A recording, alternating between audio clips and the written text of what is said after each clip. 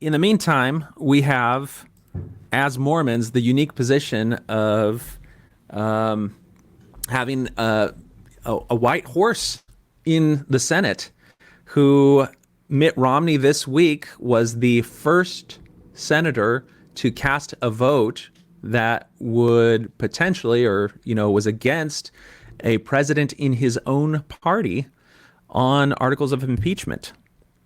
Did you get a chance to see Romney's speech preceding that vote, Bill? I didn't see it. I was made aware of kind of the context of what was going on. I really don't pay much attention to politics anymore. As I deconstructed Mormonism, politics became less interesting, and I just kind of stepped away from all of that and tried to enjoy my life. But I think it is noteworthy that he is essentially standing up against his own party. Although I think Mitt, to some degree, is liberal in a lot of his leanings. But in some, obviously officially declares himself a Republican and stood up against his own party. And I think that does say something. I think it does is certainly noteworthy. Yeah. I listened to the speech that he gave prior to his vote, as well as an interview that he gave on Fox. And he informs his constituents and the nation about his motivation for his vote. And one of the things that he brings out immediately, and if you watch his speech in the Senate House itself, he does very good emoting. It's almost Elder Eyring level emoting. He talks about that he's a very deeply religious man, and he takes his covenant before God, or his oath before God, very, very seriously. And he's saying this in the context of his role as a senator and the fact that, each of them have sworn into their office, and part of that oath in his mind is an oath to God to uphold the Constitution. And so he frames his vote as one that's being rooted in his deep religious moral principles and tied to the Constitution. The Constitution is at the foundation of our republic's success, and we each strive not to lose sight of our promise to defend it. As a senator juror, I swore an oath before God to exercise impartial justice. I am profoundly religious. My faith is at the heart of who I am.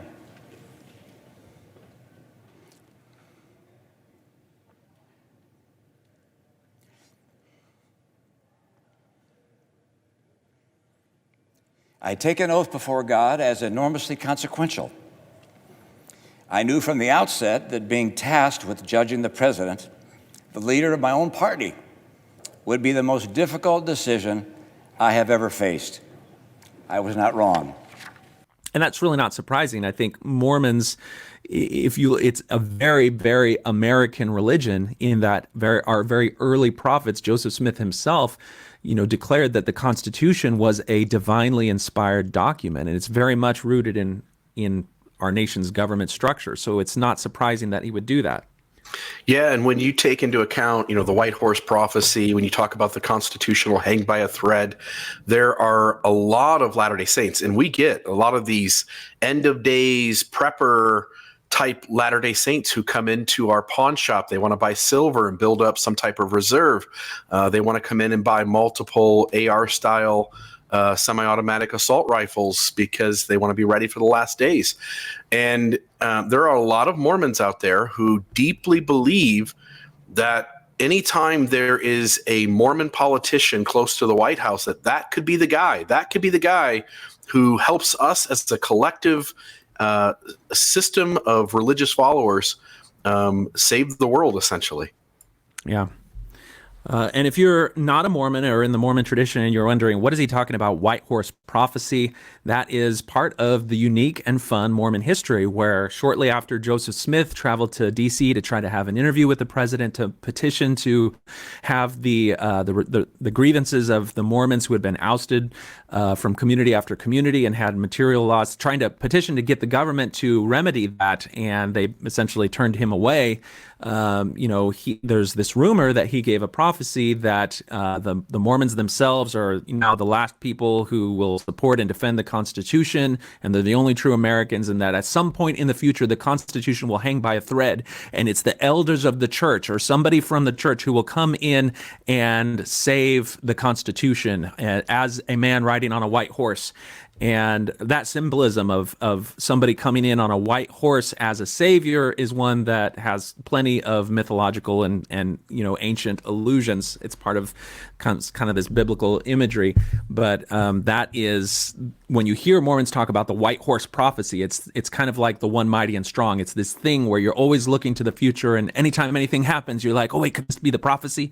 Because you have this notion that Joseph was a prophet, so the things that he said are going to come to pass are going to come to pass.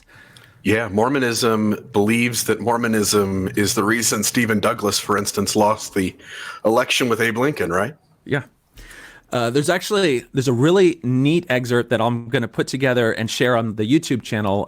Elder Holland, just a few weeks ago, was speaking in South America, and part of his comments, he goes over technology after technology, television, the internet, airplanes, and in every single one of those technologies, he says that these things were created for us, for the church, and we just let the world use it. But every one of these technological advances was to fulfill the purposes of God in the work that we're doing as the Church of Jesus Christ of Latter-day Saints. And it's just so interesting to see how this group reframes anything that it can into the context of itself. And that's one of those things that you'll see in other controlling groups, is this reframing concept. But you did a beautiful job of this in a Thinker of Thoughts or Thoughts on Things and Stuff video on YouTube, where you talk about any time there was a monsoon or a typhoon or a tornado or a forest fire, that the church runs in and starts taking credit for it's God being in control of this and making these things happen as a warning to the world to repent and come into Mormonism, right? Yeah, and you can see other examples of other religions do exactly the same thing. That's a video. If you Google mystical manipulation, you'll see it's a concept that is so common in groups that claim divine power as part of controlling the members that there's a name that researchers use it. So they'll be like, oh, that's mystical manipulation. So one of the things I wanted to reflect on as we contemplate Mitt Romney's historic vote is that because he framed it so deeply in religious language and an oath to God, you have to understand that there are two sides to that coin. You know, people who are ideologically opposed to Trump will see that, and they'll maybe have a little bit of burning in their bosom, and they'll be like, that's really great. You just have to realize that anytime a politician informs their vote and their decision based on a religious justification, then you just have to realize that then gives power to the religion and the men who claim control over that religion to direct that particular politician's vote if they root their decisions in the religion itself. And this was something, Romney is a name known to the nation because he, at one point a few elections ago, was the front runner of the Republican Party. He was the standard bearer of the Republican Party. And so this was in the election that he lost to Obama. In his presidential campaign, the nation was concerned about having a Mormon president, much in the way that when John F. Kennedy ran, the nation was concerned about having a Catholic president, because here you have somebody who's deeply religious in a religious hierarchy that owes an allegiance to a man at the head of a church. Not all religions have this pyramid top-down person in charge at the front organization. But the Catholic Church and the Mormon Church certainly do. And so in order to answer the public's concern on this, back in, I think it was 2012, the church, including two apostles, released a video to try to rest the nation's mind on this question of whether or not the church will have an undue influence on any politician who may run for office.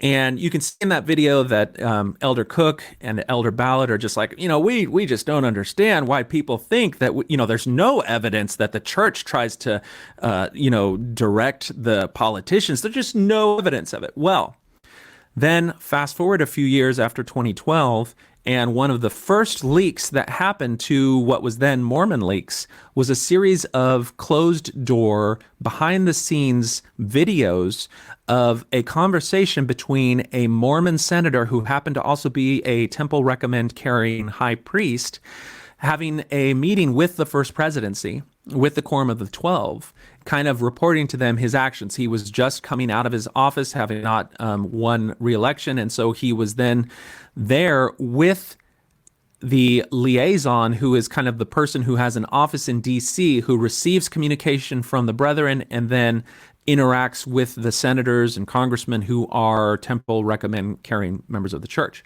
Now, if you juxtapose some of the things that were said in that meeting with some of the things that the church released in its fluffy PR piece, trying to tell the public that there's no problem, the church does not direct politicians, then you learn some things that are difficult to see. And I created a video back in the time, and because of Mitt grounding his decision in his religion and his oath before God, I thought it was worth going through and maybe commenting on. So I'm going to set this up for us, Bill.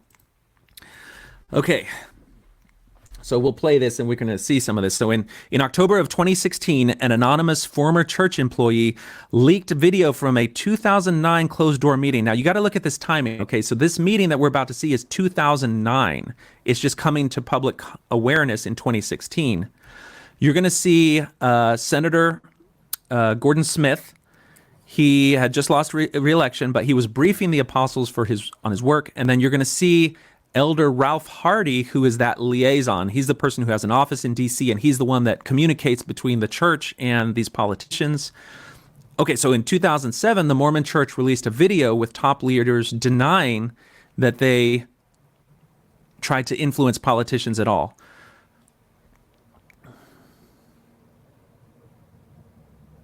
This is the front header of their video. So they're telling you, these are apostles that are telling you, so you can trust this. They're telling the truth. They would not lie. It's a little frustrating from our perspective to have people saying, well, is he going to follow some kind of a policy line that the church has? So he's talking about that it's frustrating for the apostles for everybody to say, well, Mitt Romney's just going to follow the instructions of the church. He's going to prioritize the interests of the church above his constituency, so we can't trust him. That's like a very common theme when you deal with the Catholic or Mormon in political office. I mean, if you want to relate to that, I just say, well, how would you feel if, a lot of people in America have a lot of mistrust and suspicion about Muslim people who fall under a religious authority of the religious caliphate or some sort of mullah. And so I think, if you're having a hard time as a Mormon trying to understand what's the problem with all this, of course, the prophets are only going to say good things. So anything the prophets would say is, of course, going to be aligned with the interests of the nation. You just have to imagine that some other religious structure that you don't trust had the same type of tie into the influence of the person. So let's keep going. In my Senate career, I had occasion to visit with President Hinckley, President Monson, and President Faust. Towards the end of that interview, I asked them if I could ask a question about this issue. I told them that I had been characterized in my campaigning as disliking gays and lesbians. I do not dislike them or anyone.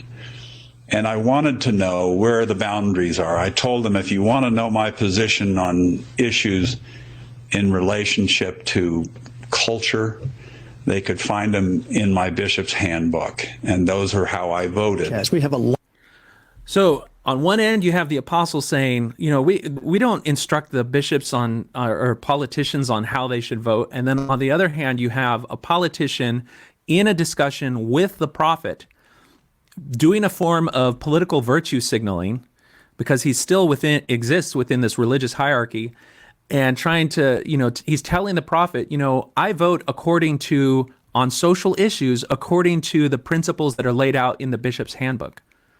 And that's a big problem. That's absolutely validating. And remember, he's saying this in a private audience. That's absolutely validating the concerns that the American public has that a religious figure is going to take instructions from the religious authority that they fall under.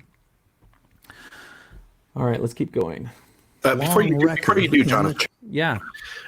if you can pull up I screen shared here. If you can just pull this up, it should be noted here. If you zoom into that last line above the references, if you can, I don't know if it'll let you do that. Maybe I can do it. Yeah, Let me see if I can. if you do it on your screen, we'll see it. So if you notice, let's go. Give me a second. Sorry, I'm wasting time here. On March 31st, 2012, Gordon Smith, that's the senator we're talking about, was called as an Area 70 in ecclesiastical leadership position in the LDS Church. He was rewarded for his loyalty. Absolutely. When you understand the situation, you go like, okay, this guy tells the top 15 and other general authorities that he is a church broke man, that he will always help the church's interest over other things. And then to realize that he is exposed, the church is exposed, the video comes out through Mormon Leaks. And as a reward for that loyalty, he is a Area 70 called back in 2012. Yep. One more rung higher up on the religious ladder towards the apostleship. Yep. All right. You got it. Thanks for looking that up. All right. So let's go back to this. All right. Let's keep going. Church of not interfering with public officials, some of whom are, I'm going to And rewind those it a are little bit. how I voted. as we have a long record in the church of not interfering with public officials, some of whom are on all sides of almost all public opinions. There's been no evidence of any effort to influence that in any way. I just can't stress what it means to the Church of Jesus Christ of Latter-day Saints. Okay, so you have the apostles saying there's no evidence that the church has ever influenced any politician, and now we've got this closed door meeting. Ralph Hardy is the attorney who is the man who is holding the leash of all the Mormon senators and congressmen. So when the brethren say, well, we've got this issue, we need to do it, or we need an interview with a government leader, or we want to make sure that a vote goes a certain way, that he's the person who then communicates it to it. And we're talking about national politics now. If you talk to some former Utah politicians, they will tell you that this level of control and influence is even more concentrated in Utah government. And, certainly you guys can speak to that more than I can out here in Texas. But this is how the game is played. So let's see what he has to say, because he's saying anytime there was an issue, what is Mr. Hardy going to tell us here? To the Church of Jesus Christ of Latter-day Saints to have which we've had five temple recommend carrying high priest in the United States Senate. Okay, now, if you're not Mormon, you may not understand the significance of what he just said. He said it is of inestimable value to the church to have 5 temple recommend carrying members of the Senate. When they say temple recommend carrying, what they're saying is that every one of those people have gone through the temple ceremony. They've passed the interview, which already makes them subordinate to the religious authority, because they've had to affirm that they uphold the prophet of the church today as the representative of God. And then in the temple, they have sworn oaths to uphold the church and the interests of the church, because in the temple recommend the kingdom of God is equated to the church, and you're swearing to give everything that you have or that you will have to the church. And it's done under this notion that obedience is the first law of heaven, and that you're swearing an oath to the law of obedience. And if you think about the age of these politicians, back when they were young men going through the temple prior to their mission, prior to their endowment, that was back when the penalties were in place. So each of them also had the whole, swearing that their life would be taken rather than for them to violate these covenants. And that's Mitt Romney included. You can see, if you Google Elder Holland and the BBC, there's a video that shows a reporter asking Elder Holland about this issue around the Romney campaign, about whether or not Romney swore these oaths in the temple on penalty of death. And there's a very weaselly part where Elder Holland's like, no, there's no penalties in the temple. And then the journalist, who was very well informed, says, oh, but there used to be. And then Holland is kind of caught, and he's like, well, yeah, there used to be. And then there's audio of what used to play in the temple, so you can see exactly what these men swore to. And, how would you feel if some person in a religion you didn't trust, if we're talking about Muslims, had sworn before a representative of their religious hierarchy that they would rather suffer their lives to be taken than to violate an oath to uphold their religious framework. That's a very uncomfortable thing for the public to see in a religious figure. And that's why, even though we may agree with Romney's vote, the fact that he's rooting it in his oaths to God, you have to remember that includes the oath to God taken as a government official, as well as his personal and private oaths taken in the temple. Anything to add to that, Bill? I think that this isn't the only system that does that, Mormonism, that is. There are lots of religious systems. There have been political systems. There have been other kinds of systems where the tribal perspective is taught as like, this is God's perspective, or this is the ultimate perspective, and anything else, any dissent, any criticism, any trying to run up against it is essentially frowned upon by the entire system. One of the things that makes this country great, in spite of all of its flaws, is that you're able to disagree, and there's freedom to do that.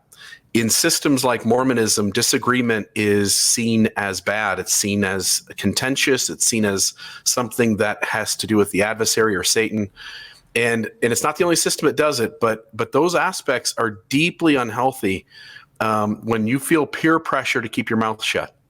Yeah, absolutely. And if going against what you're told is equated with going against God, that's some powerful stuff. Yeah, and on top of that, you have a system that deeply rewards its members who show their loyalty as trumping common sense, as trumping their conscience.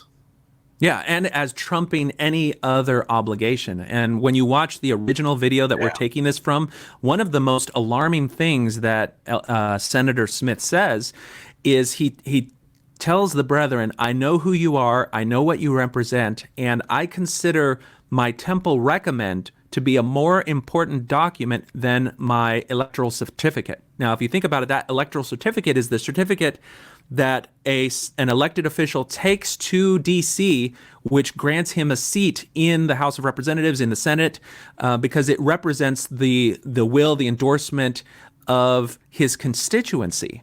And so what he's saying is that the temple recommend, which is his oath to this religious figure, is more important than his obligations and trust of his constituency. And that is a huge red flag. But it's said in these religious terms, and so people kind of, I think that was part of the controversy when these videos first came out. But let's keep going because I want to get through this. Okay. All right. And a large number in the House of Representatives, what it means to the transaction of business, to have access, to be able to influence decisions, to reach beyond our shores. And as I said in my introduction, what Senator Smith has done, and I can say the same for our other brethren of both parties, it is of inestimable value to this church. And I hope that in the days and years ahead, that the miracle of these brethren being in Washington will be repeated, and that worthy brothers and sisters of this church in this country and in other lands will rise up and find ways to be in elective office. And now remember, he's saying that right after this apostle here, Elder Cook, is saying there's no evidence that the church has ever tried to influence politicians. And then you have Hardy saying, it's been of inestimable value to the church to have these 5 senators and congressmen so that we can exert our influence, so we can have access. So behind the scenes, they're telling you the true story. And then you've got the PR piece from the politicians trying to put the public's mind at ease. This video was so infuriating to me because it really exposed the two-faced nature of the apostles. Like, I had such high regard for the apostles when I was a believing member of the church. I would never have assumed that there was this two-faced aspect to them. All right, let's keep going. What's the next section? The members understand that. Political candidates understand that. They don't ever come to the church and say, what should I do? though I can't remember any Latter-day Saints that were permanent members of his staff, it was fair to say that his staff in the Senate was church broke. In fact, not many months ago, his legislative director called me on the phone and he said, "Ralph, you haven't called us for 6 weeks. What are we supposed to be doing?" So that quote there is very telling, because you have, he's acting Elder Cook. He's like indignant. He's like, I can't believe we're so persecuted. Everybody thinks that we've got this control over our politicians. Even the members know that we don't try to influence things, and we don't try to. And then you've got Ralph Hardy, saying we've got to use these men and even into the future. And if you think about that, what he's saying is that any politicians that they have in positions of power in the future need to be used. And this concept of a politician and his staff being church broke, that's like a weird term. And when this video came out, I did some searching for the concept and term of church broke in the Mormon context. And you don't find it anywhere, except before this video came out, there was a document written by Grant Palmer, where he gives an account of meeting behind the scenes a general authority who had lost belief in the church, but was in an impossible position, not being able to act on his conscience, just because there were so many people depending on him, and he had lived this, what he now saw was a lie. And the general authority told him that the way that the apostles judge people who become elevated in the church hierarchy was by whether or not they were church broke. And he used that concept of church broke. And we couldn't find that term anywhere else until here, behind closed doors, we have this liaison, the person that is communicating with politicians, use the term church broke to describe a senator's office when he's praising the senator for being ready to do the will of the brethren. And so that, to me, that affirmed and validated Grant's story.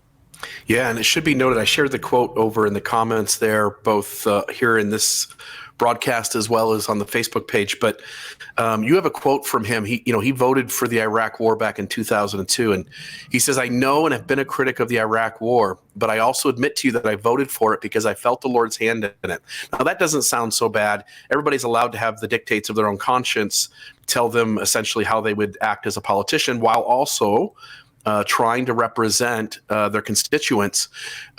Smith said, "I hope it works out, but I can promise you this: you'll never send missionaries to the Arab Street until the rule of law exists in Arabia. And it has taken root in Iraq. And ultimately, if that succeeds, there will be opportunity to begin building the church in the Middle East, which is a deeply troubled place." It's this idea that the church wants to grow. It wants to be available everywhere. It wants to have access to every country.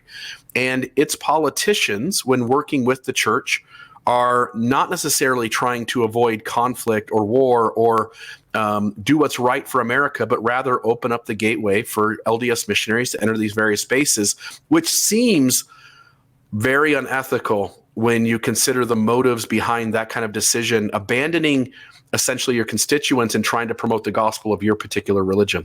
Yeah. I think when you have government leaders who hold the reins of military force, of military power, which includes the lives and property of innocent non-combatants in any country and nation, when you have them making decisions to enter into conflicts based on end of times religious dogma, that is a very scary and very dangerous thing. And that quote that you're reading is taken from this behind door session where the senator is being honest in a way that he would never be to the public if he knew that this was going to go out, informing the brethren that his vote was not informed by what he felt was best for the nation or the will of his constituency. It was informed by his notion of how the purposes of God, according to the framework of this religion, is supposed to play out in the end times, in that the gospel is supposed to, cover the earth. Yeah, and just to note another thing, which is all of us are different privately than we are publicly. But the people who are the most aligned privately with who they are publicly, all of us tend to see that person as having some type of value and honesty and authenticity and vulnerability that we as a collective human race appreciate. And it feels like so often in the church, what you see behind closed doors when you get peeks is so different from the public presentation of these leaders and of the system that it's the opposite feeling. Like there's such a level of distrust. And Senator Gordon Smith here is a prime example of that. Yeah.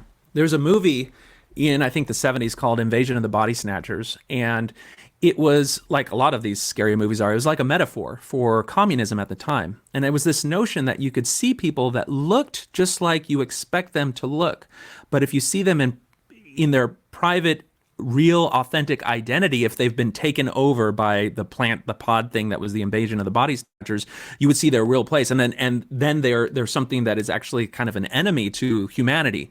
And there's that real sense, and that thread of fear exists when you consider that people in positions of power hold to a secret or private ideology which motivates them, that they are keeping from the knowledge of the people who put them in those positions. And in the case of Mormon politicians, the fact that the temple is this secret thing where they swear oaths and have this allegiance, and then they're sitting there holding their temple recommend up before the brethren in private, saying, "This is more important to me than my electoral certificate."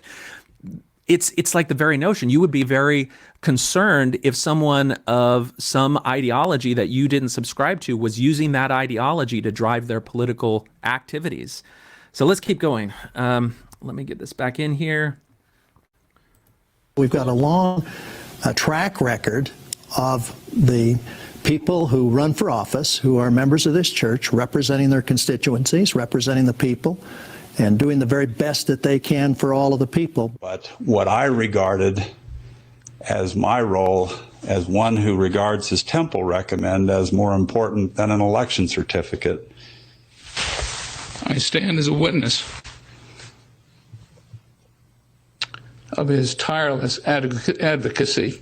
Okay, so we're going to talk about a couple of things here. So first, that was the clip where Gordon Smith affirms to the brethren that his oaths and allegiances to the brethren was more important than his oaths to his constituency.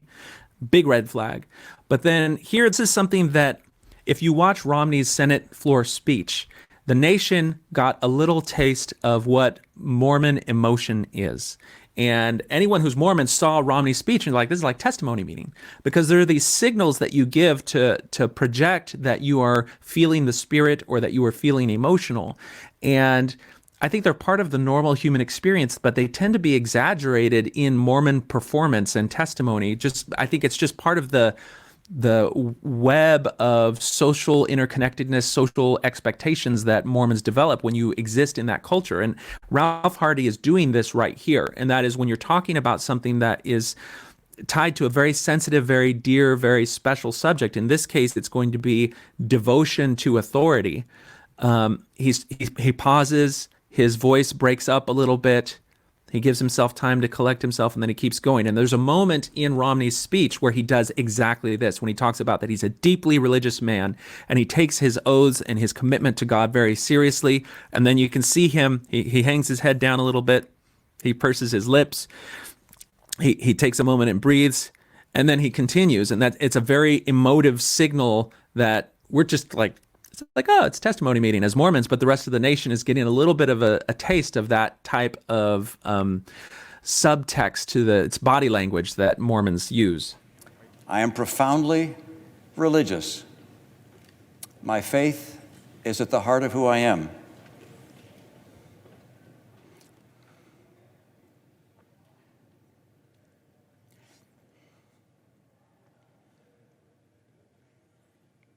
I take an oath before God as enormously consequential.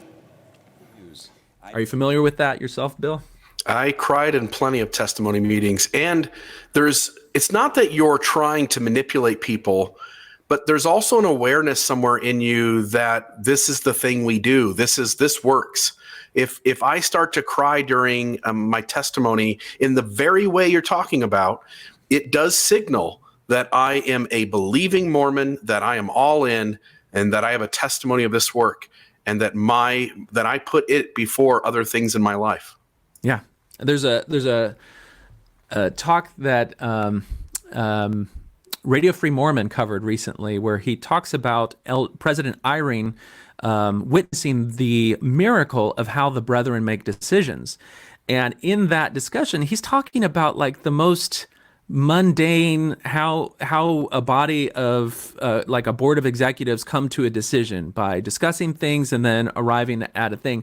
And in the middle of talking about that, President Eyring does this exact same thing where he's talking about how it's a miracle and he starts crying. And I'm just like, why are you crying over describing the mundane administrative duties of a thing? And it's just part of the language, part of the emotive language, how you prove it's a form of Mormon virtue signaling that you're showing that you're in touch with the spirit because you have these emotions. And I think that's what we're seeing. And if you ever need, if any of you out there ever need to show people what this looks like, you can literally pull up any Elder Eyring talk and it will be on display. Yeah.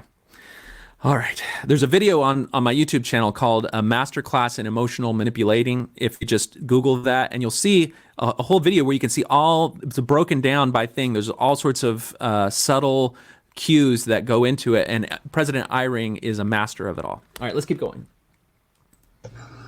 For the vital interest of the Church of Jesus Christ of Latter-day Saints.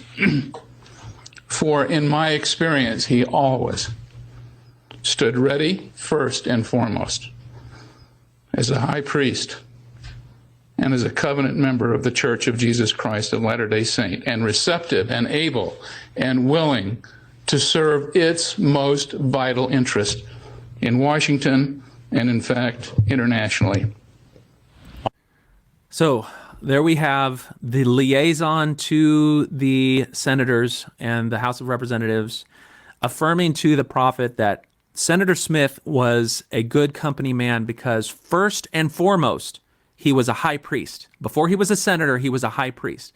Now, what this is showing you, this is how the Mormon worldview is, and that is that your commitment to God is equated with your commitment to the church and the leaders of the church, and that is your highest value and your highest priority, no matter what other position that you find yourself in. And it sounds nice and pleasant as a low-level member when you go and you make these covenants, you're committing yourself to God. But when you see how the leaders label and talk about the people who are in those positions of power, they talk about them being covenant members, temple recommend holding members, and what they're saying is they're signaling that these are people over whom we have an influence because they've demonstrated their willingness to subordinate any other interest, any other priority to that of the church. And that is church broke. Yeah, and maybe just a side note, because I think it's just deeply interesting. You juxtapose Elder Eyring's emotion in every single talk that he gives. There's also a video out there that shows that whenever there's a prayer in general conference, he's always got his eyes open and he's just doing something else besides praying. I think it's interesting when you juxtapose those two things together. There's something strange going on, and I can't quite put my finger on it, but it just feels out of place. Yeah. It makes it seem like a lot of these things are a performance, honestly. All right, so let's keep going. That's it. On the way to the airport, I didn't call my staff. I called Elder Hardy, and I hope you brethren know that Elder Hardy's a lawyer, but I don't know when he ever does any legal work. He works full-time for the church. And I said, Ralph, if there's any way you can go to the ambassador's home, he's expecting you, codify this as best we can. I believe we have a mission in India now. Two. It started from that meeting, and this is the way that you ought to use Mike Crapo, the way you ought to use Harry Reid, the way you ought to use Orrin Hatch and Bob Bennett. These are great men. These are great colleagues, and they're dedicated Latter-day Saints. Now, he's listing off all of the Mormon senators and congressmen. And this happened before Romney was a senator. If this video took place while Romney was a senator, he would have listed Romney's name in among all of these other names. And when he's talking to the brethren and he's saying, this is how you ought to use, and then he lists these other people, do you think that they're going to say, we should use all these people, but if anyone becomes a president or something, we shouldn't use them? And even if you don't get to the president's office, the fact that you have a religious hierarchy, men who claim to be the mouthpiece for God, exerting influence and control over politicians who represent a completely different state. Senator Smith is from Oregon, and Oregon has a small, minuscule minority of Mormons, and yet this group has a very disproportionate influence over the type of access and the type of decisions that are going into their representative. It's a huge problem. Yeah, and you recognize like this is a church state, Utah. I live here in southern Utah. The church controls essentially about, it has a lot of controlling power. About half of the population are members of the church, and that is in decline. But it is a church state in that they have so much influence. And I'm interested in watching this unfold. I hope I live another 30 or 40 years to watch this, because little by little it's losing its influence in Utah. And there will come a day when that amount of influence is so low that they no longer have the ability to sway significant programs and agendas and addendums and procedures and policies. And when that day happens, it's going to be interesting to see what this church does when it essentially loses all of its political power. Well, if money can translate into political power, it may be in a good position for a long time, even if it can't. It's got a lot of money. Yeah, even if it can't hold, religious authority over the head of politicians, it can certainly hold money. What you're alluding to, I caught a little bit of a whiff of in my kind of background search in preparing things on the issue of child sex abuse. And that is that the Catholic Church is a few decades ahead of the Mormon Church in having to deal with the issue and its aftermath in the culture. And, before all of the cover-ups of child sex abuse by the Catholic Church were out, the Catholic Church had a huge influence over politics in Ireland. And there was a documentary that the BBC put out where they were talking to mothers in particular, because the mothers were the stalwarts of the church, who were the ones that forced the children to get in and to be active in the church. And when they learned that the leaders of the church had betrayed their trust by covering up these child sex abuse, they were forcing the kids to go, and then the kids were being abused, then the mothers were just like, that's it, I'm done. And the influence of the church over the culture, over the politics has vanished in just a tremendous rapid pace because of the lost trust on these issues. And so I think that issue of child abuse cover-up may be part of what would accelerate what you're talking about, Bill, in Utah, just because it is so dear and so close to every individual, to every family. Yeah, one of the comments here on the broadcast is, don't forget about Prop 8. The church denied having any involvement in that directly. And then we finally, from I think Mormon Leaks again, get a flow chart that shows that Elder Ballard and other general authorities are at the top of a flow chart that designates how that issue was handled in California. It just feels as though the church is constantly being dishonest about its influence. And just last year here in Utah, the church tried to put in a referendum to make it a two-party state in terms of audio and video recordings. Yeah. And it did not want to be seen as being involved in that. And there was quite an uproar. And there were a lot of post-Mormons, ex-Mormons, non-believers who got involved and essentially shot that down, and they had to pull it back. But the church wanted this to be a two-party state, meaning that everybody in a conversation had to agree to allow it to be recorded, for it to be recorded. And you can see the protection that would give a church state, that religious entity and its leaders. On that issue, I remember that, and one of the revealing aspects of it was that the church gets proxies to execute its will. And it was a trade organization, I think, that took a different name. Yeah, that took those marching orders, and then they proposed it as though it was their own interest for it. But when it was kind of part of this discussion, it was revealed that the heads of that organization were asked to do it by the church. And so they were doing exactly what Gordon Smith is talking about here, where they're ready to act on the marching orders of the religious people and do it in a way that is a form of political subterfuge. It's just really disgusting. Absolutely. Yeah. All right, let's keep going. Let's see here. Let's get this back to where we were. And it was my privilege to respond, not often enough. When he would call, he didn't call enough. But when he did, we saw miracles.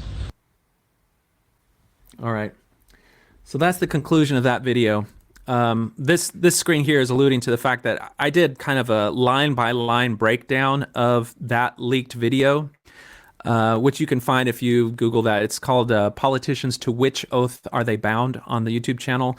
And it just really shows all of the problematic parts of that leaked video. I mean, he goes so far as to tell them information which he's like, Is this classified? I think it may be classified, but it's almost like a sign of how devoted he is to the first presidency that he's sharing with them classified information about Iran's, nuclear reserves. It's just didn't call enough. I mean, he had hoped that Hardy would call him more often and tell him what the church wanted him to do. Yeah. Yeah. So, all of this is just to say that, if we would like to see Trump be held accountable for some of the things that we see that he's done that is deplorable, and we see Mitt Romney standing up, voting against his party in that vein, we can see it as a good thing. And it's it certainly is against Mitt's political interests. He's isolated himself there. And you could say that speaks to his character. And we consider being true to one's principles and one's promises and oaths to be a good moral thing to do. The problem is that moral can be subverted when you subordinate it to a system of control based on manipulation and deception. These men claim to speak for God, and they claim that any directive that they would give is in the best interest of the world, which is in God's kingdom that they have a stewardship over. But if that claim is false, then what they are doing is they're basically using false dogma, false ideas to empower them to control politicians at the highest seat of power. And that is what the American public was afraid of when Romney ran for president. And what we are seeing is that Romney does consider himself deeply religious. He considers his oaths and his covenants to be binding upon his conscience.